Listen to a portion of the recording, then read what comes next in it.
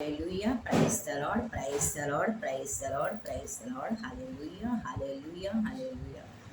ప్రియ సహోదరి సహోదరుడా, ఈ ఉదయకాల సమయమున దేవుని యొక్క మహిమ మనం చూద్దాము. దేవుని యొక్క మహిమ. కరుణామయుడు పచ్చిక బయళ్ళ మీద కూర్చుండబెట్టి 5,000 మందికి ఆహారములు పంచిపెట్టాడు. ఉదయం యావే మహిమను చూద్దాము. మీరు యావే మీకు కడుపారా తినుటకు సాయంకాలము మాంసమును ఉదయము రొట్టెను యావే మీకు ఇచ్చును.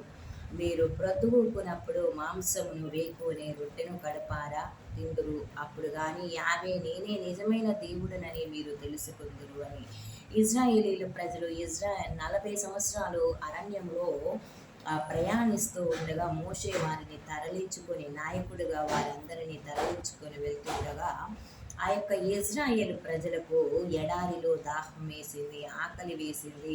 అప్పుడు యావే ఏం చేశాడంటే తన మహిమను చూపించి యావే దేవదూతలు తినే ఆహారమును ఇజ్రాయేలు ప్రజలకు ప్రసాదించాడు. అదే మన్నా భోజనమును ప్రసాదించాడు. అంతేకాదు ఉదయం అంట మాంసము, ఉదయము రొట్టెను, సాయంకాలము మాంసమును, పురేడు పిట్టలు మన్నా వచ్చి అక్కడ విడుదల చేసేయి. అప్పుడు ఆ యొక్క ఇజ్రాయేలీల ప్రజలు ఆ మాంసమును భుజించి ఆ రొట్టెను కడపారా తినేటి వారు. అరణ్యంలో వారు 40 సంవత్సరాలు ప్రయాణించినప్పుడు అప్పుడు యావే మహిమను చూసి అప్పుడు కానీ నేనే నిజమైన దేవుడునని మీరు తెలుసుకుంటారు అని చెప్పి దేవుడు అక్కడ అద్భుత కార్యములను చేస్తున్నాడు. దేవుడు మహిమ కార్యాలను చేస్తున్నాడు. నేనే నిజమైన దేవుడను, నేను తప్ప వేరొక దేవుడు లేరు. ఎందుకంటే 40 సంవత్సరాలు మిమ్మల్ని ఎడారిలో నడిపించాను, అయినను మీ బట్టలు చినిగిపోలేదు, మీ చెప్పులు తెగిపోలేదు. మీకు తినుటకు కడపార ఆహారమును మాంసమును ఇచ్చాను అని చెప్పేసి దేవుడు అక్కడ తెలియజేస్తున్నాడు. వారు పొగమంచు కమ్మి ఉండెను.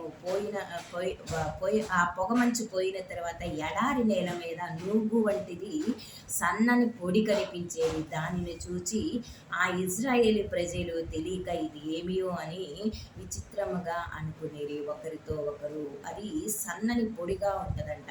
ఎట్టుంటది మన్నా అంటే దేవుడు కురిపించినటువంటి మన్నా సన్నని పొడి వలె ఉంటుంది. ఎట్లా కొత్తిమీర గింజల వలె ఉంటుంది అనమాట. అది పుదీనా, కొత్తిమీర గింజలు, సబ్జా గింజల వలె అది తెల్లగా ఉంటుంది అనమాట. దాన్నే మంచు కురిచినప్పుడు మంచు కమ్మి పోయిన తర్వాత యావే ఆ యొక్క మన్నాను కురిపించేవాడు అనమాట.